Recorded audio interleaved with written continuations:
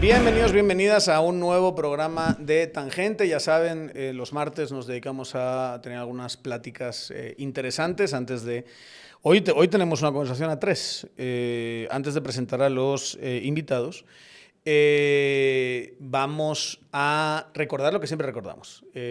Notificaciones, síganos, nuestras redes sociales. Para nosotros es muy importante que le den a suscribirse en YouTube, que nos sigan en su plataforma de podcast favorita, que le den a notificaciones y en cada vídeo le den like. Todo eso nos mejora el algoritmo, nos hace llegar a más gente, llegar a más de ustedes, nos hace crecer el canal, nos financia un poquito para poder pagar la renta y las luces y todo eso, y se les agradece mucho. Tangente GT, siempre hago la misma aclaración. Estamos aquí hoy, recibimos a dos invitados.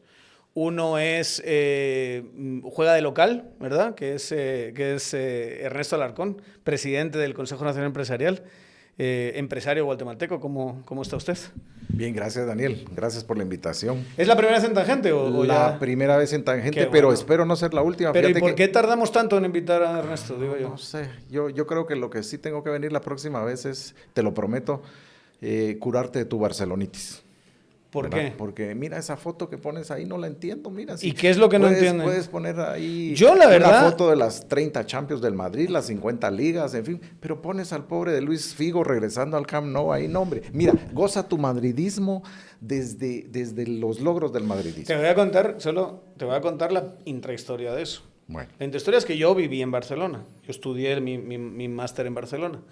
Y mis compañeros de piso, que eran barcelonistas y catalanes, me pusieron un mantel del Barça. Claro. Exacto.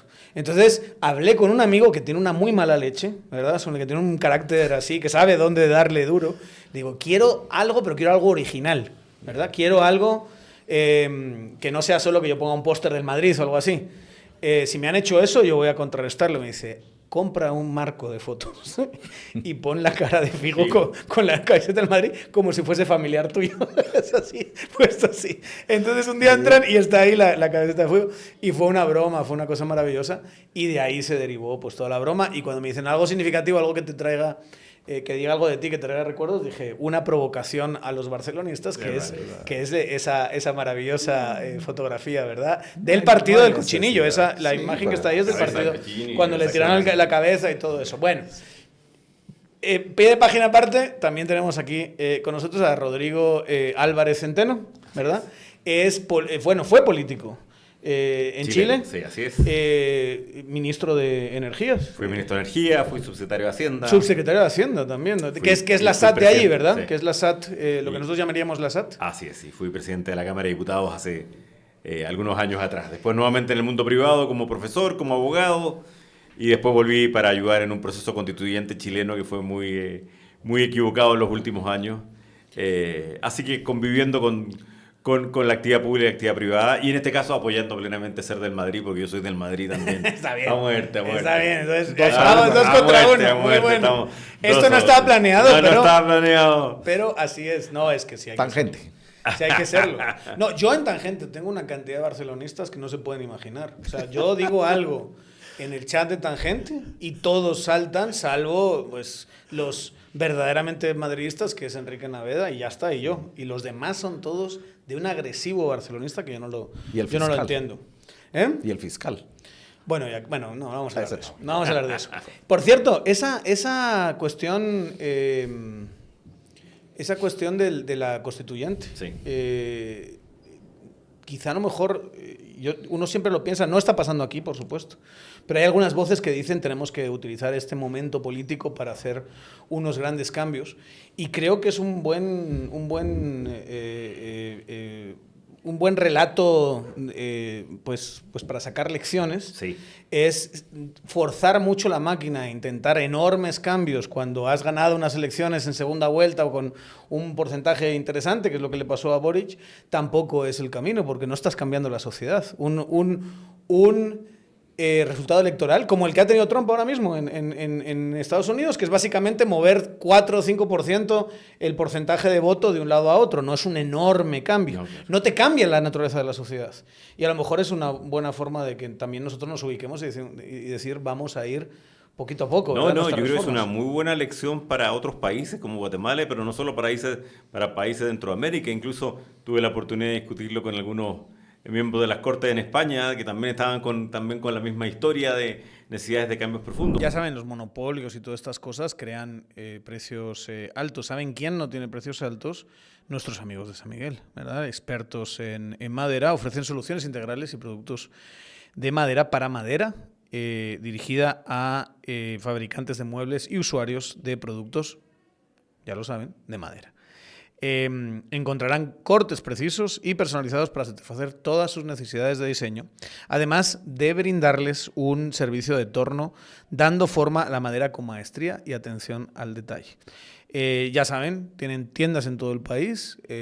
Nosotros siempre hablamos de la tienda de Zona 9, pero pueden visitar esas tiendas físicamente o ir a sanmiguelmadera.com, y ahí les dan toda la información. No se olviden, si tienen algo de madera, si quieren hacer algo con madera, ellos son expertos en madera. A ver, cuando se escribe la historia de Chile del año 2019 al 2024, lo que estamos viviendo, yo siempre me río diciendo que va a ser muy fácil escribirla. Va a ser, por un tiempo todos se volvieron locos. Porque esa es la frase para Chile. Chile comenzó algo muy extraño. Chile era una economía pequeñísima en la década del 70. Logró a base de Estado de Derecho muy firme, de instituciones serias, de definiciones de política macroeconómica muy claras. Logró algo increíble y tuvimos 20 años de la concertación, de la cual yo era opositor. Yo fui diputado opositor de la concertación, pero tengo que reconocerlo con envidia. Se hicieron cosas muy notables para el país por una centro-derecha y una centro-izquierda que tenían claros ciertos elementos. Y todo eso empezó a cambiar en el segundo gobierno del presidente Piñera debido a una mala interpretación de algunos de ciertas críticas sociales. Imagínate, Chile pasó un 11 de octubre de hace 5 años atrás apenas, de un presidente Piñera diciendo Chile es un oasis en Sudamérica. Y la verdad es que cuando uno miraba a nuestros vecinos podía ser. De hecho, al 12 de diciembre todo el mundo criticó al presidente Piñera por esto no se dice. Claro. Queda mal. Todos lo sabemos. Todos sabemos, pero guárdalo en silencio, todos lo sabemos. Bueno, y el 18 de octubre, 6 días después, teníamos un ataque a 40 estaciones de metro, 120 supermercados destruidos, más de 3.000 millones de dólares en destrucción pública y privada. Y un grupo, yo no estaba en la actividad política, un grupo dijo, no, acá la solución es cambiar la Constitución. Y entramos en un periodo aún más loco, por eso les decía la broma de que se llamara la locura. Porque es un país que elige una convención para cambiar su constitución de manera radical, diciendo vamos a partir de una página en blanco. O sea, esa era la norma, salvo 3 o 4 elementos que tenemos que hacer. Y los 3 o 4 elementos eran que íbamos a ser una república democrática, que íbamos a respetar los tratados internacionales, pero todo lo demás se escribía en página en blanco. Y tiene un enorme apoyo popular y al año tiene el rechazo más grande del mundo porque yo formé parte de esa convención porque la locura que se planteó para el país era insólita. Bueno, dijimos, hagamos un segundo intento. Y el segundo intento también fue rechazado por la inmensa mayoría de los chilenos. Entonces, la lección ahora, que estamos tratando de volver a tener un poco más de normalidad en el país, que estamos a puertas de un nuevo proceso presidencial el próximo año, donde ha actuado un factor político que también es muy importante tener presente. Chile volvió en estas elecciones más razonables al voto obligatorio. Y 4 millones de chilenos que habitualmente no votaban se levantaron esas mañanas y votaron razonablemente, por opciones sensatas, una vez que estaban obligados a ir a votar.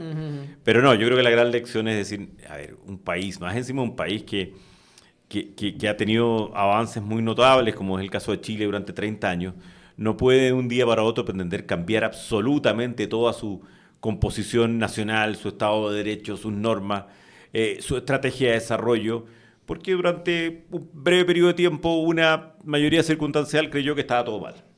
Pero es una buena lección para todos. Y que ganó, digamos, cierta legitimidad política y se lanzaron en todo eso. Hay que decirlo.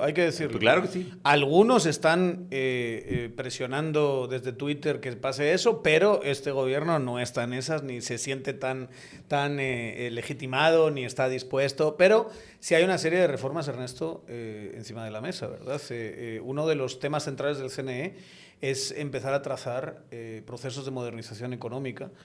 Más que nada porque sea lo que sea el modelo, que hemos hablado en este programa varias veces de eso, pero sea cual sea el modelo que tiene Guatemala económico, pues hoy por hoy no es plenamente satisfactorio, por decirlo de forma suave, ¿verdad? Buscar trabajo también es un trabajo y en Transdoc se lo facilitan con más de 2.000 plazas diarias y oportunidades que, contratando Transdoc, quedan a su alcance.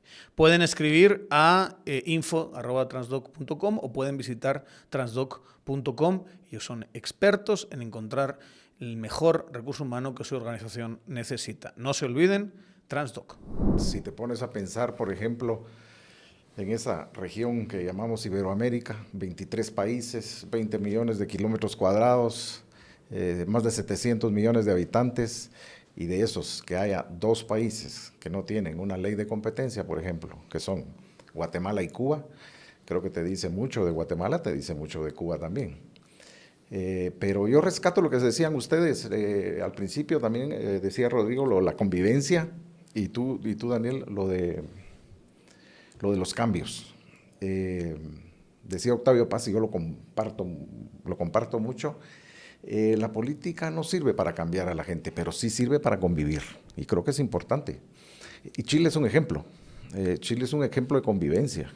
Creo que también, regresando a otro escritor, Mario Vargas Llosa, decía cada vez que había elecciones en Chile, decía, bueno, aquí vienen las elecciones en Chile, empecemos a bostezar, porque realmente ahí la cosa era, ahí pasaban de Lagos dicen a ahora Bachelet, dicen de lo mismo regreso. la hora de Uruguay, pero, Sí. pero yo creo que de Chile ya no lo dicen, ¿verdad? No, de Chile no lo dicen y te diría que un llamado es muy divertido, pero un llamado a muchos chilenos entre los que me encuentro es, y me acuerdo de una charla en que me tocó una pregunta relacionada con eso, es, quiero volver a ser mi país aburrido, quiero volver a ser el país aburrido que era hasta hace 5 años atrás. Claro, claro. Que por cierto, hay que decirlo, esta ventana de cambio, de oportunidad, de cambio en Chile, se da quizá porque, no sé cuál es la interpretación, viéndolo desde fuera, da la sensación de que más que un problema de condiciones materiales concretas, digamos, de que digas, no, es que la gente está muy mal, es más una cuestión de expectativas, ¿no?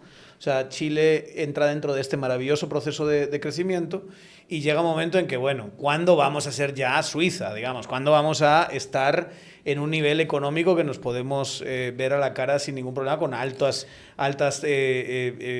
economías de Europa, por ejemplo? Y político, porque como mencionas a Suiza, tú que eres un experto en política internacional también, te aseguro que no conoces ahorita si yo te pregunto quién es el jefe de gobierno y quién es el jefe de Estado de Suiza. Dios. Es que quién lo sabe, si los suizos ni les interesa la política. A Sí. eso han llegado. Sí, Mira, lo de Chile, lo que tú describes es muy real. En el año 2012, que para un país no es nada, son 18 años atrás, 12 años atrás, el 2012, apenas 12 años atrás, insisto, para un país no es nada, yo era subsecretario de Hacienda de Chile. Y me tocó inaugurar 3 seminarios universitarios, 3, y un encuentro empresarial que el título básicamente era Chile, país desarrollado el año 2030. O sea, en el 2012 creíamos que el 2030 Chile era un país desarrollado. Nos medíamos por de hecho teníamos una medida que era alcanzábamos a Portugal en el 2030. Hoy día nadie puede hablar de eso en Chile. Alcanzamos a Portugal si sigue la actual tasa de crecimiento del año 2078. claro. Nos alejamos totalmente de ese objetivo. Y fue porque en un momento dado, después de muchos logros, entramos en esa crisis que es una crisis detectada y mostrada en los países de ingreso medio, que en un momento dado tiene ciertas expectativas, pero sabes que es muy duro todavía el estadio siguiente. Empezaste con discursos que en Chile fueron muy, muy curiosos, como que ya habíamos crecido suficiente y era tiempo de repartir, o incluso en el proceso constitucional que les conté que vivimos, había grupos importantes que eran partidarios del decrecimiento, que Chile tenía que crecer, no solo no crecer, sino que echarse en el tiempo hacia atrás, porque estaba afectando al medio ambiente y varias cosas más. Y uno cuando dice, ¿qué pasó acá? Y te lo voy a graficar, mira, tu análisis es tan perfecto que te lo voy a graficar con una sola persona. Cuando estábamos en el proceso electoral de la primera convención, yo era candidato, me encuentro con una profesora mía que me dice, yo le digo, profe, una antigua profesora del colegio, ¿usted va a votar por mí? Y ella me dice, no lo tengo claro. ¿Pero por qué? Porque tú anoche hablaste en un programa de televisión que Chile tenía que retomar el índice de crecimiento, etcétera. Pero ese Chile no es el mío. El mío es con problemas de educación, el mío es con problemas de vivienda, el mío es con problemas de salud y el mío es con problemas de pensiones. Entonces era un problema de expectativas, de cómo lográbamos, sin duda alguna, perfeccionar algunas políticas sociales que se nos estaban quedando en el tiempo y también un cierto rechazo por algunas circunstancias que había vivido el país a casos de desigualdad ante la ley, a propósito del Estado de Derecho y la fortaleza de las instituciones. Y eso te provocó en un instante, lo aprovechó muy bien el grupo político del actual presidente Boric, para desatar una crítica brutal contra el presidente Piñera. Imagínense, esto fue el lema del inicio de la revuelta social, como se conoce, es: no son 30 pesos, son 30 años. Acaba de subir el metro, el transporte colectivo, en 30 pesos. 30 pesos hoy día es 0,3 centavos de dólar. Había subido eso y dijeron, no, esto es injusto, estamos hablando de... Pero no solo injusto por esta subida, sino que son 30 años de justicia. Entonces, perdone, Chile ha logrado salir de la pobreza, ha reducido la pobreza de manera impresionante, tenemos un país casi desarrollado, pero el grito era 30 años de abuso, cosa que no era efectiva. Entonces fue un problema realmente de expectativas que, por suerte, cuando pasan estas locuras que viven a veces los países, y que son muy caras y muy duras, o sea, muy caras, no económicamente, muy caras como sociedad, también económicamente, están reconduciéndose a poco, pero fue un brutal problema de expectativas. Quisiera ir hacia atrás en el tiempo y entender esa serie de reformas que llevaron Sí. al milagro chileno, quizá empezando a hablar de dónde estamos nosotros hoy, ¿verdad? Yo sé que los problemas no van a ser los mismos, pero también así entre Ernesto y yo le queremos contar un poquito cómo estamos nosotros hoy, qué tanto se parece a los problemas que tenía Chile antes de ese crecimiento sustantivo y que has visto, pues yo creo que por todo el mundo como un pequeño milagro, ¿verdad? O sea, Sí. a veces es más fácil ver esos logros desde fuera, digamos. Sí. Uno que lo ve desde fuera dice, pues Chile es un señor país, ¿qué me estás contando de que la gente dentro está pensando que esto es una vergüenza, es horrible y que tiene que cambiar radicalmente? Si ya nos gustaría a nosotros estar ahí. Pero... y luego hablar un poquito como de cómo fue esa reforma, a qué se le apostó en ese proceso. Pero aquí, ¿verdad, Ernesto?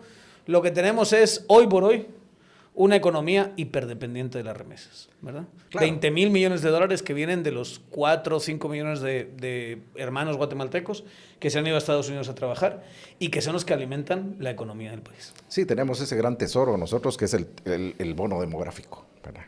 Y lamentablemente, como no tenemos las condiciones para crear puestos de trabajo, pues viene esta inmigración. Claro, hay también demanda en Estados Unidos por esta mano de obra. Y bueno, hemos llegado a ser, lo estaba viendo ahorita, de las primeras 100 economías del mundo, Guatemala es la primera dependiente de las remesas, de esas 100. Como dice Daniel, 20,000 millones al año, incluso ya hay meses donde el Banco de Guatemala nos reporta entradas de 2,000 millones de dólares mensuales, que hace 20 años era lo que entraba en todo el año, ¿verdad? Y entonces esto lo que trae también es, bueno, creo que tiene una cosa que no se ha hablado mucho, que te alivia, es como una válvula de alivio de tensiones sociales. Creo que habría que estudiarlo más, pero creo que ahí tiene una parte de esto, pero lo que sucede es que es una entrada de dinero que viene más que todo al consumo. Entonces, esto favorece a los países que producen estos bienes que nosotros consumimos. O sea, todas estas remesas se van en un televisor nuevo, en un celular nuevo, en un vehículo nuevo, pero no hay inversión, y esto nos está llevando a un círculo vicioso. Yo, digamos, desde mi perspectiva de empresario exportador, creo que te lo contaba Rodrigo, bueno, hemos tenido una apreciación del tipo de cambio. Nuestro quetzal es tan fuerte, ¿verdad? O sea, la economía del país sufre ese, creo que le llaman mal holandés, ¿no? De tener una moneda tan fuerte que hace poco competitivas nuestras exportaciones, que sí generan fuentes de trabajo, ¿verdad? Entonces, por ejemplo, yo a Europa dejé de exportar hace 8 o 9 años, ¿verdad? Porque hace 20 años, por cada euro que yo recibía, me daban aquí 12 quetzales y medio, y hoy no me dan ni 9. No. Entonces, es decir, tiene una serie de consecuencias positivas algunas, porque por el otro lado, le permite al país tener unas figuras e índices macroeconómicos realmente envidiables. A mí me decía un economista, mira, si los índices macroeconómicos de Guatemala hay mejores que los que tiene, por ejemplo, Italia, ¿verdad? Una baja inflación, una deuda bajísima, unas reservas internacionales enormes, en fin. Pero, por el otro lado, nuestra microeconomía, nuestros índices sociales, no están a la par de estos, y ese es el gran problema. Y hay que decirlo, cuando entra todo este dinero, digamos, lo recibe un país que no tiene infraestructura. O sea, es más, tiene una crisis de infraestructura de hace años, pero que se ha ido empeorando día a día, y hoy tenemos unas carreteras, pero vamos, hechas desgracia, por no decir una mala palabra.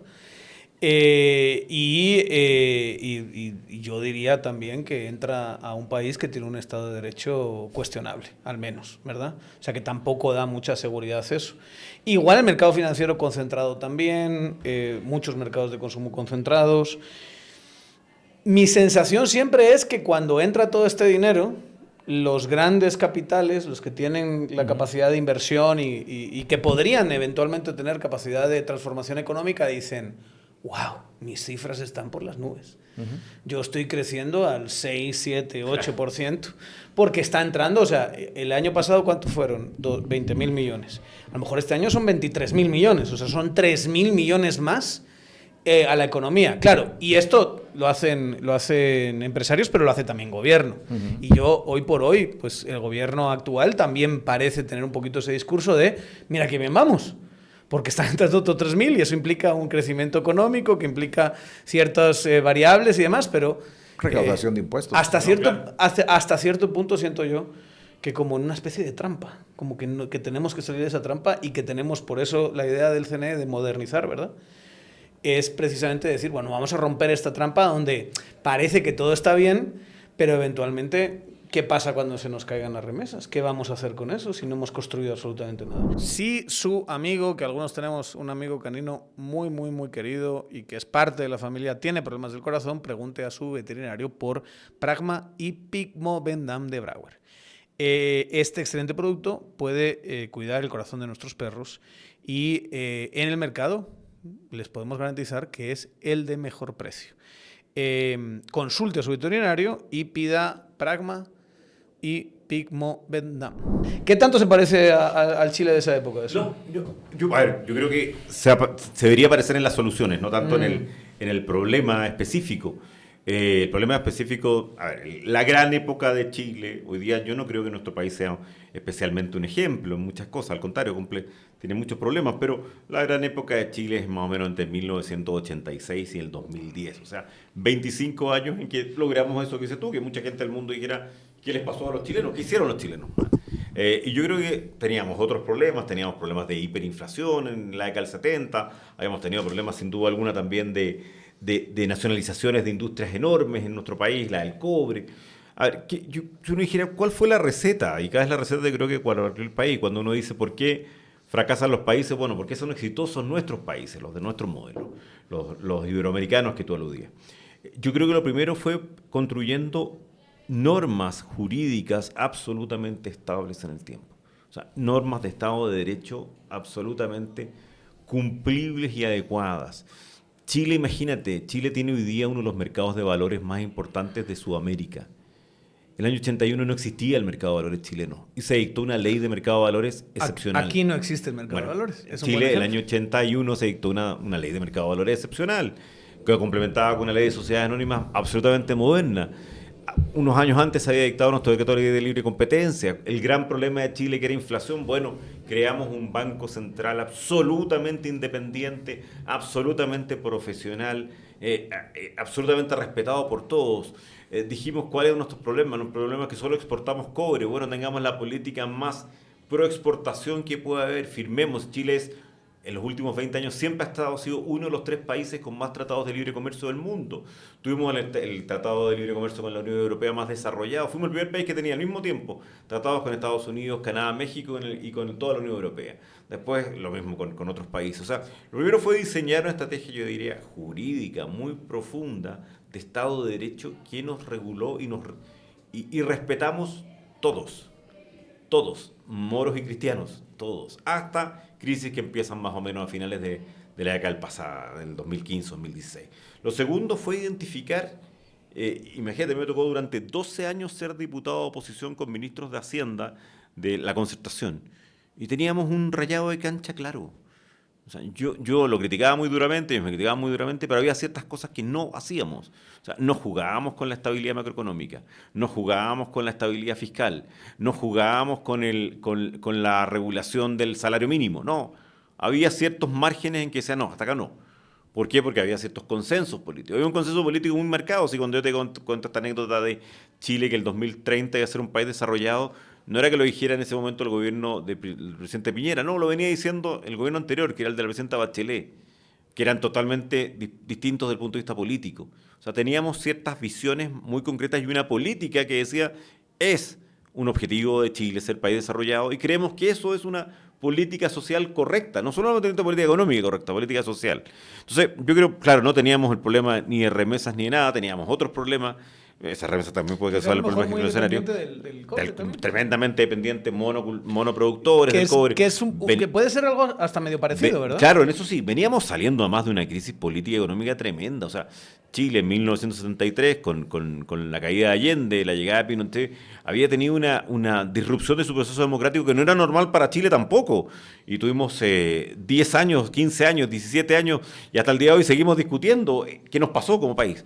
Entonces, quizás el problema específico no era el mismo, pero sí el problema yo creo era bastante similar en cuanto a que la salida es en un momento dado cuando tú logras que la política de tu país se ponga seria. Bueno, estas cosas de intentar reformar y modernizar la economía a veces llevan a la gente a tener un poquito de estrés, y siempre recomendamos con mucha prudencia aquí en Tangente que se tomen su traguito por las noches, que aligeren el almuerzo con un vinito, siempre comiendo, siempre bebiendo agua, siempre siendo responsables, sobre todo si tienen que manejar, pero la mejor forma de cuidar la salud y de evitar problemas al día siguiente es PartySmart.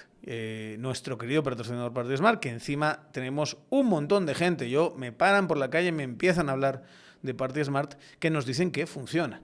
Cuando ustedes vayan a beber, al mismo tiempo de empezar la bebida, quizá 10, 15 minutos antes, se toman la pastillita.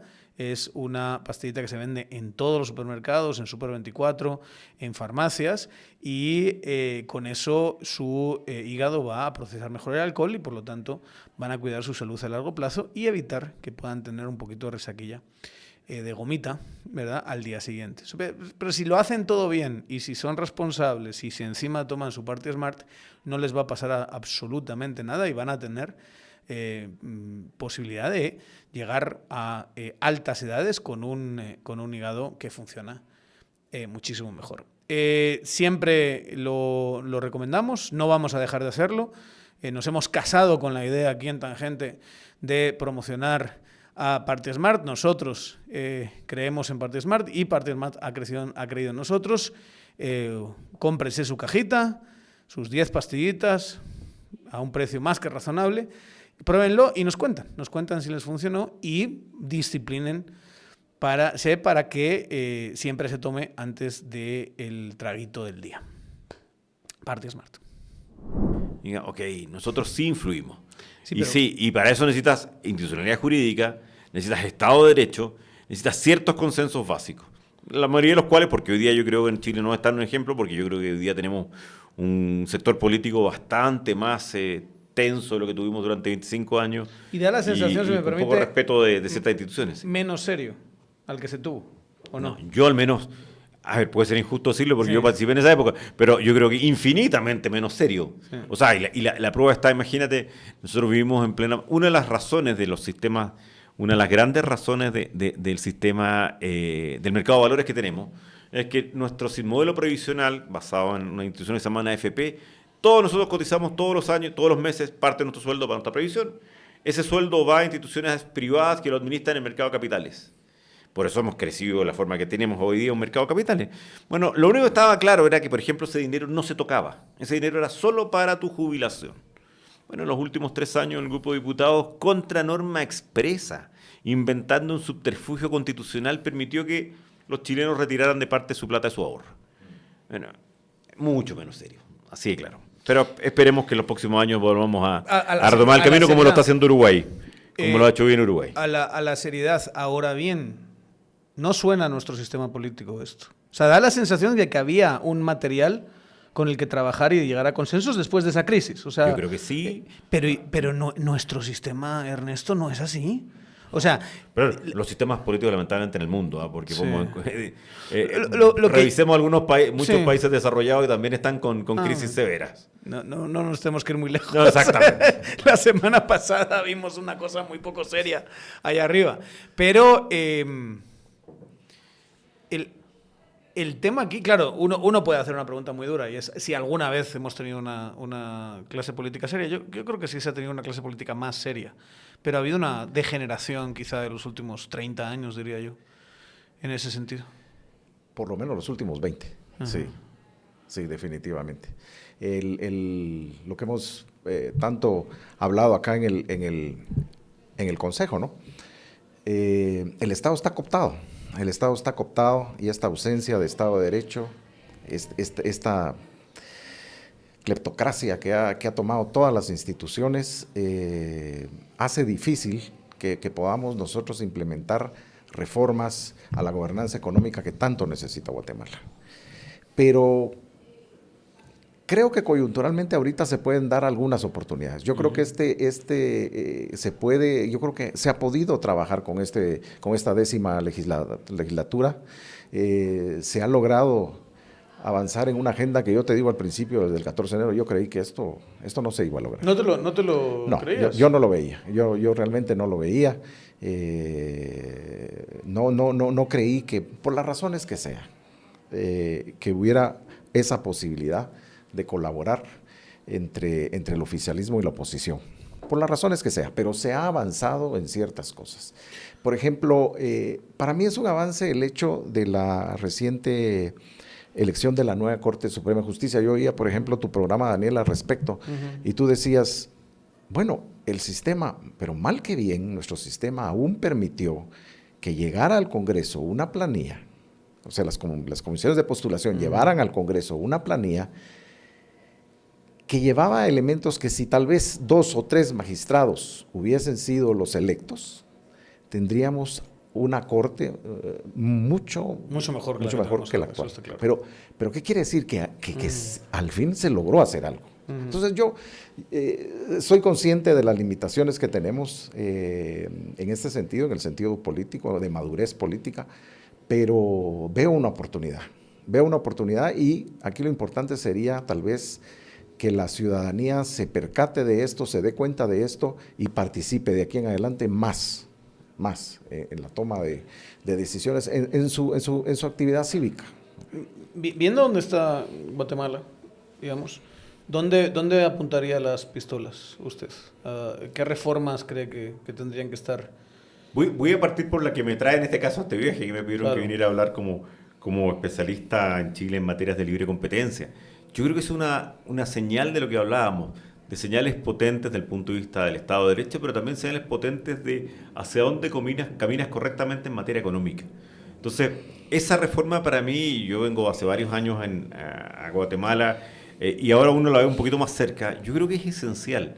Te da, como les digo, por un lado una señal, primero te incorpora a países del mundo que ya te están mirando probablemente extraño de por qué una economía como la guatemalteca no tiene legislación de libre competencia cuando es un compromiso y cuando todo el resto de los países o economías desarrolladas la tienen. Segundo, entonces te da una señal de internalización correcta. Te da una señal también económica correcta de que la competencia es un valor en la formación de los precios, en la construcción de la inversión, en el funcionamiento de los mercados esencial. Y al mismo tiempo yo creo que te da una visión de seriedad en mercados que tienen que estar mucho más regulados. Entonces uno dice, me comentaban también, me estaban comentando, estábamos en el almuerzo, me comentaban esta ley de infraestructura. Es divertido, pero sí. Yo llegué muy tarde anoche y desde el hotel hasta 6 o 7 personas han comentado algo que tú dijiste hace un rato, que es el problema de las carreteras, el problema de infraestructura, el grave problema que está viendo. Bueno, parece que esa otra buena, no sé si están totalmente satisfechos o no con esa norma, pero parece que estaban al menos dedicándose a los temas necesarios, que es lo que a veces cuesta. ¿Por qué? Porque la política, igual que la guatemalteca, la chilena, si vemos la de Estados Unidos en la última elección y también la de España, que también la conoces bien, claro, hay épocas y oleadas de tiempo en que se transforma en un verdadero sálvese quien pueda, y cada uno hace lo que le conviene más a cada uno. Pero la política está llamada a ser aquella visión de un colectivo común hacia el futuro. Y como bien decías tú en un momento dado, es la ciudadanía también la que tiene que tomar las riendas del asunto, votando correctamente. Porque lamentablemente demasiadas veces eligen también a personajes que todo el mundo sabe que no van a lograr ningún punto de orden futuro para el país. Una de las frustraciones, creo yo sé que estamos cerca de ley de competencia, está encima de la mesa, muchos diputados están diciendo esto va, hay que ponerlo encima. Lo que hay ahora mismo encima de la mesa, yo creo, y se va a tener que discutir más, tiene muchas cesiones a las grandes empresas, sinceramente. O sea, les da unas posibilidades de defenderse, les quita dientes, pero bueno, el caso es que sí hay una ley de competencia en camino. ¿Sabe cuál creo que es la frustración? El que tengas que explicar que no es un instrumento marxista-leninista para controlar a la sociedad no, y castigar a los empresarios, digamos. Cuando dice lo importante, ¿qué tan importante es una ley de competencia en una economía moderna? No, primero, a mí una de las cosas que me ha extrañado mucho estos viajes, yo no sé, más de una década viniendo, era encontrar empresarios o personas que creían que las leyes de libre competencia eran finalmente o podían ser utilizadas como un instrumento marxista-leninista. La verdad es que no es así. A ver, cualquier ley puede ser mal usada, hay que saberlo, y puede ser descriteriado el juzgador o la autoridad reguladora, pero no son una construcción, al contrario, en su momento fue una construcción para potenciar mercados, para lograr precios correctos. Las leyes de la competencia en el mundo han tenido 4 o 5 finalidades distintas, dependiendo del momento, desde la protección del consumidor, a la creación de agentes económicos pequeños, a la defensa de ciertos principios válidos. Pero es cosa de pensar. Tenemos derecho a la competencia hace muchos siglos, pero el derecho moderno a la competencia surge en Estados Unidos, no surge en un soviet, surge en Estados Unidos directamente, se extiende por el mundo, hoy día lo tiene la Unión Europea. De los republicanos en Estados Unidos. O sea, surge un gobierno en su momento republicano y es fomentada mucho más profundamente por un presidente republicano como Theodore Roosevelt. ¿Qué es lo que ocurre? Que también va viviendo épocas. Yo les comentaba de un almuerzo que uno de esos derechos que siempre se habla que son taquicárdicos, porque la impresión o lo más importante a veces cambia. Quizás alguno de los que está escuchando recuerda que hubo una época que lo que más se discutía en libre competencia a nivel del mundo eran las fusiones, estaban funcionando todos. Hoy día lo que más se discute a nivel de libre competencia en el mundo son los carteles y las colusiones. O sea, las prácticas, exactamente. No, pero y una práctica concreta, que tú te pongas de acuerdo con tu competidor para distribuir un mercado, para fijar un precio. Eso es brutal por cualquier guatemalteco, y por tanto cualquier guatemalteco debería saber que debería querer tener una ley que en un momento dado castiga a si 2 personas que te dicen que compiten, en realidad se pusieron de acuerdo para no competir, tú no lo sabes, y han distribuido el mercado, te están cobrando muy caro o te están dando un producto bastante más de menor calidad porque se pusieron de acuerdo. O sea, las personas llamadas a competir tienen que competir. La base de una economía sólida, una economía que crece, es con libre competencia, y por eso es tan importante como no es la solución, no es la panacea, no significa que de inmediato todo cambia, pero te va dando señales potentes en la línea de la buena política que hablábamos un rato atrás. En el caso de Guatemala, esta clase de prácticas son legales y se ven constantemente en la práctica empresarial. Tú como empresario las has sufrido. Sobre todo teniendo en cuenta que tienes que exportar, por ejemplo, ¿no? Claro. Y tienes que utilizar quizá a lo mejor una infraestructura que está bastante concentrada. Sí. No, mira, digamos, yo en mi caso, digamos, soy un exportador, saco mis productos al exterior, ahí los vendo y ahí tengo que competir.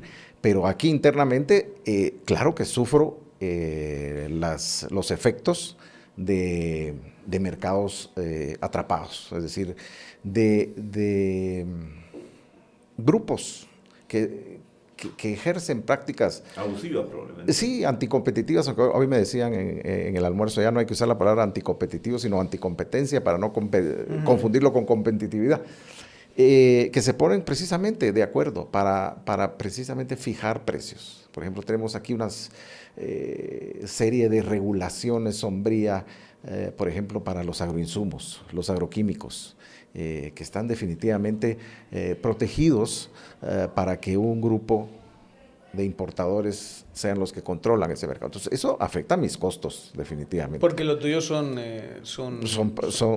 productos que estoy, digamos, usando, por ejemplo, los agroquímicos. Otro caso que una autoridad de competencia tendría que investigar, por ejemplo, es el tema de los fletes marítimos. Hay una distorsión en el mercado de aquí de Guatemala que yo como exportador no lo entiendo. Por ejemplo, yo tengo un colega, por ejemplo, que importa papa de Europa a Guatemala y paga $2,400 de flete por un contenedor. Y yo por un contenedor de ornamentales a Miami tengo que pagar $7,000. No. Entonces, o sea, sin entrar a investigar, tú dices ahí, ¿cómo es posible? Yo, un navío, 3 días de trayectoria, nosotros que se tarda 20 y una tercera parte del precio o el triple del precio, es decir, nos afecta a todos. La verdad es que no lo sabemos a veces, pero es algo que nos afecta. Y definitivamente, libertad no es ausencia de reglas. Es que no podemos decir que la regulación está en detrimento de la libertad. No, la libertad tiene que estar regulada porque precisamente tu libertad termina donde empieza la libertad de tu vecino. Entonces, creo que, no sé, aunque yo oyendo a un experto me decía, mira, no creas que son las personas que se oponen es porque no saben los beneficios de la ley. Sí la saben. Las personas que se oponen son los que tienen los privilegios. Y muchas veces las personas que apoyan estas leyes de competencia con esa visión de que mañana pasado van a bajar los precios, estas personas que apoyan la ley de competencia son las que en realidad no saben de qué se trata esto.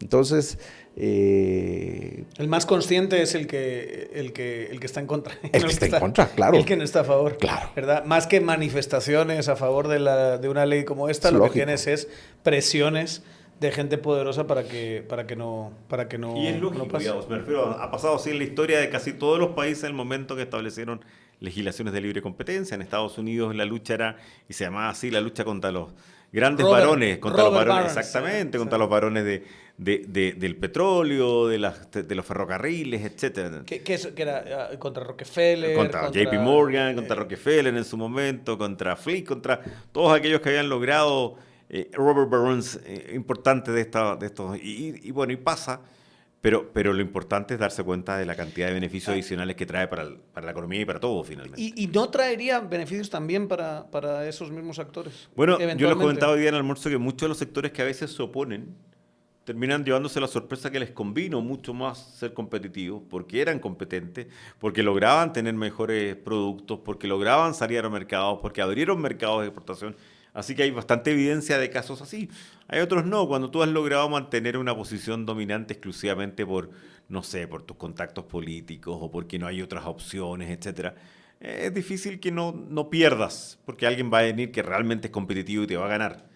Pero lo que ocurrió ahí es que había una distorsión profunda en el funcionamiento de la economía, en el funcionamiento del poder, del esquema democrático, incluso cuando tú gracias a eso te mantenías en una posición de dominio que no merecías por los productos que tenías. ¿Habría alguna otra reforma? Ya hemos hablado, por ejemplo, a mí me parece el caso del caso del mercado de valores fascinante, porque eso se ha venido hablando. Aquí hay una cosa, una bolsa que es realmente un chiste en términos del impacto que tiene. ¿Cuánto es? El 90% del crédito que se da en el país es bancario, no tienes otras alternativas fuertes para crédito, y ese crédito está concentrado en bancos grandes que, muchos los dueños son los de las grandes empresas. La creación de mercados de valores eficientes, profundos, líquidos es esencial para economías que a largo plazo quieren crecer. Y por de pronto, ambos me comentaban, pero otras personas también lo han hecho, el problema es que ustedes tienen una bendición, como puede ser la llegada de $24,000 millones al año, $23,000 millones en remesa, pero eso va a empezar a ser bastante complejo si solo usado en consumo, solo usado en adquirir una moto, solo usado va a ser un problema real, es el problema que vivió España durante siglos cuando le llegaban toneladas de recursos, o Inglaterra en su momento, de su territorio de ultramar. Entonces era un problema mayor. O sea, uno decía, ¿por qué España tiene altas inflaciones? en siglos en que la inflación era bastante desconocida como fenómeno, bueno, porque le llegaba mucho. Deudas, digamos, es bien conocido cómo quebraba la corona española. La corona quebraba. Porque tenía que pagar las guerras, entonces, y las pagaba de los recursos que extraía. Entonces hay veces que curiosamente estos pasan a ser de bendiciones a regalos envenenados. Bueno, si tú tienes seguro que imagínate, si tienes seguro que vas a recibir fuera de tu economía, pero todos los años vas a recibir cerca de 24.000 millones de dólares.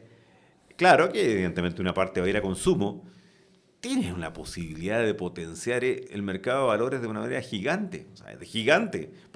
Más encima si tienes, como dices tú, una bolsa que es pequeñita o mercados que son realmente poco profundos o un banco que solo está entregando, o grandes bancos que entregan la mayoría del crédito.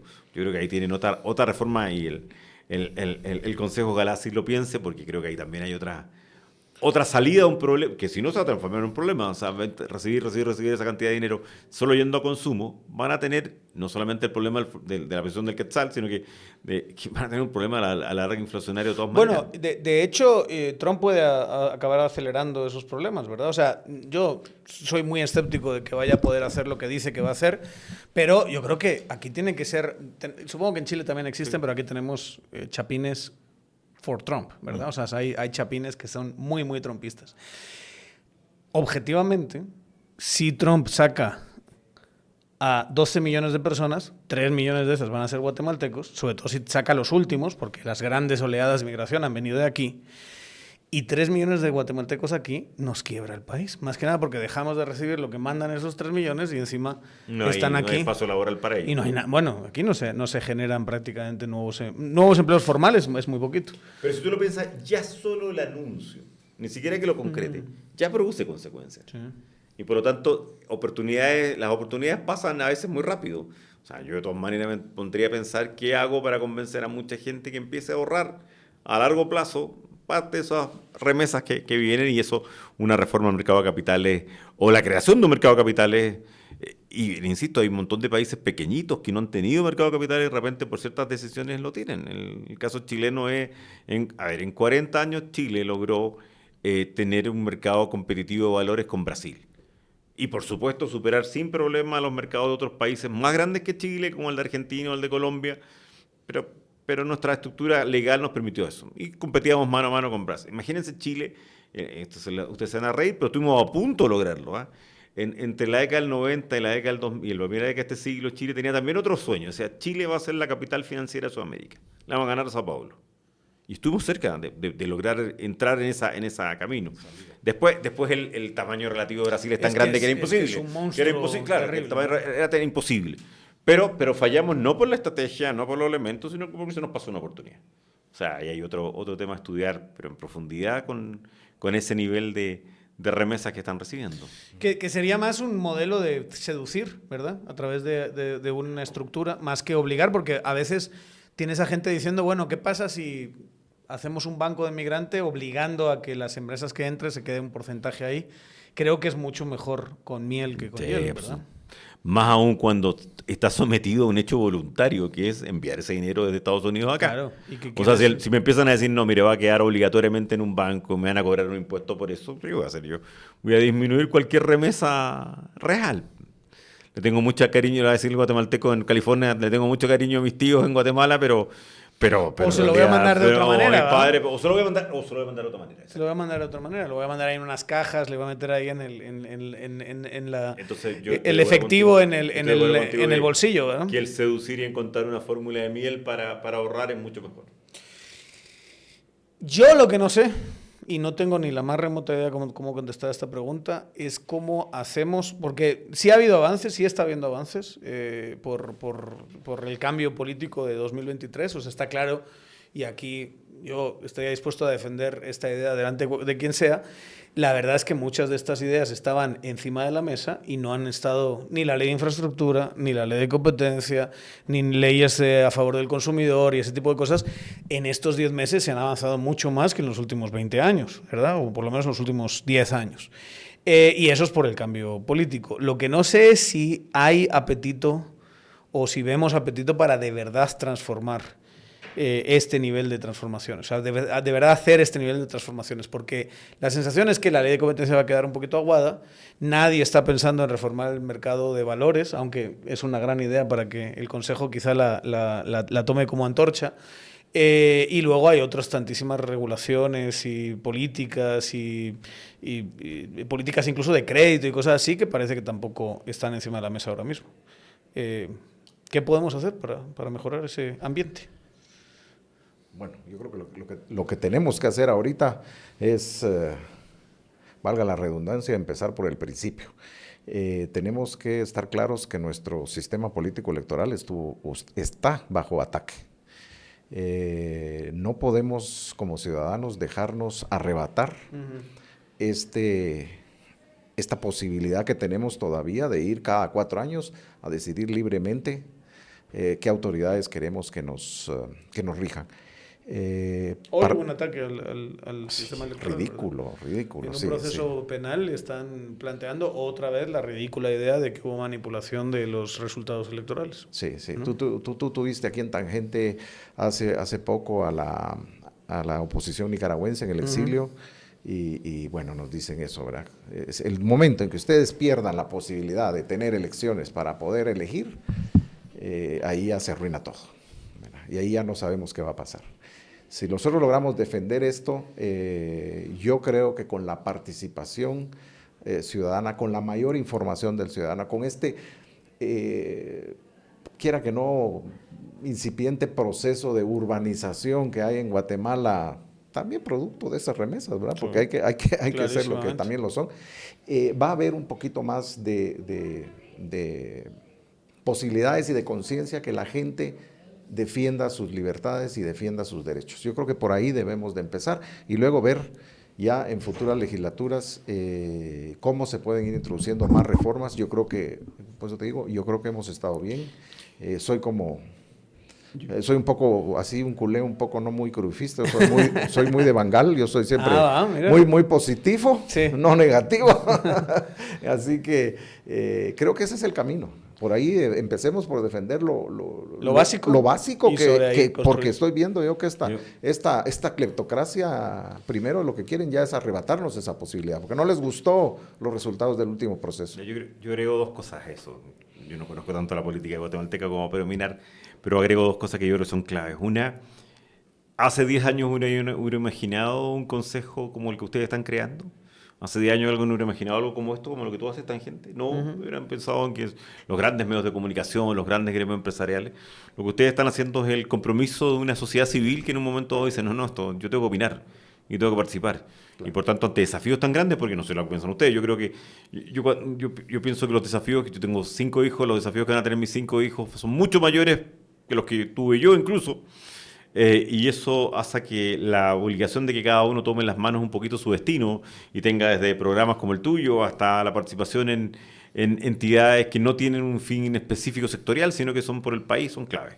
Y lo segundo también es ir...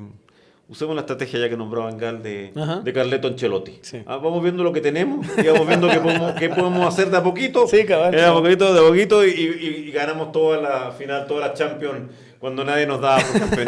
¿Qué quiero decir con eso? Que yo creo que hay que ir de a poco. Sí, está buena la verdad. No, y de a poco, lo decía también hoy día en la ley. Claro, me preguntaba, ¿te acuerdas del almuerzo? Bueno, pero la ley puede que tenga un montón de concesiones. Ok, pero es preferible tenerla. Después vamos mejorándola. Claro, no es lo óptimo. Todo el mundo dice, ojalá lo mejor desde el primer día. No, pero no lo podemos hacer porque hay restricciones políticas para hacerlo. Bueno, vamos de a poco.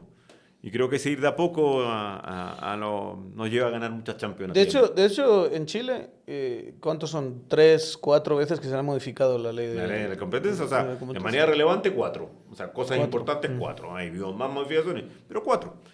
¿Y por qué? Porque necesitas ir haciendo ciertas modificaciones en el transcurso del tiempo. Pero eso pasa en todo. Y hay veces que claro, tú decías que no esperabas estos cambios. Ya tienes 2 cambios. Bueno, hagamos un par más y vas conduciendo el Real Madrid a la Champions. Y es así, ¿verdad? Y qué buena analogía, porque eso es lo que hace el glorioso Real Madrid. Exacto. Que es, tienes a Vinicius, pues lo utilizas en la banda y si surge otro jugador, bueno, pues lo adaptas. Y si hay que poner a Camavinga de lateral, pues se le pone, ¿verdad? Y así. Ponlas, quita al pobre Figo. Está bien. El viaje, como lo decía, tiene que ver con el cumpleaños del CNE, ¿verdad? Que es mañana. Mañana sí. Mañana se celebra. ¿Cuántos años ya tiene el CNE? 3 años del Consejo Nacional Empresarial, tratando de crear incidencia en estos 3 ejes que nosotros manejamos, ejes no gremiales, sino transversales, como lo son, lo que hemos platicado, fortalecer el Estado de Derecho, combatir la corrupción y modernizar nuestra gobernanza económica para poder insertar a Guatemala en el ámbito de las economías de vanguardia. ¿Y cómo va el CNE? ¿Qué manda? ¿Cómo va? Los 3 años, después de 3 años, Mira, ¿y la presidencia qué? Mira, yo no soy socio fundador del CNE, yo entré relativamente hace poco tiempo, no experimenté esas primeras vicisitudes que tuvieron este grupo visionario de empresarios, de empezar desde cero con una asociación, pero realmente ahora el Consejo está muy bien situado, poco a poco vamos creciendo en el número de asociados y también se van acercando a nosotros organizaciones interesadas en apoyar el trabajo de investigación que realizamos para poder después implementarlas o dar a conocer las propuestas que tenemos. ¿Y en el evento de mañana? Porque es el evento mañana ¿en dónde es? En el Hotel Barceló, mañana. En el Hotel Barceló sí. a las 7 de la noche. Vamos a conversar muy parecido a lo que hemos hablado aquí. ¿Qué hacer? ¿Qué escenarios? ¿Qué iniciativas? ¿Qué elementos uno puede tratar de ir conduciendo para alcanzar esos 3 objetivos del Consejo que son realmente muy importantes para Guatemala? Que nos saquen de esos capítulos, de esos libros, de los premios Nobel. Bueno, no solo eso, sino que encima el Nobel le hacen una entrevista y pone de ejemplo extractivo a Guatemala. Sí, sí. O sea, justo el que hace el libro dice, ¿saben cuál? Está de verdad jodido. Este. Pero bueno, aquí tenemos por lo menos ideas para empezar a salir de ese hoyo. Felicidades. Gracias, por Daniel. el cumpleaños del CNE, que yo creo que es que siempre ha sido pues un poco de aire fresco entre un empresariado que ha tendido a ser bastante monopólico en su voz y que ha intentado monopolizar, aunque siempre ha habido disidencias en el sector privado, hay que decirlo, siempre ha habido algunas otras voces.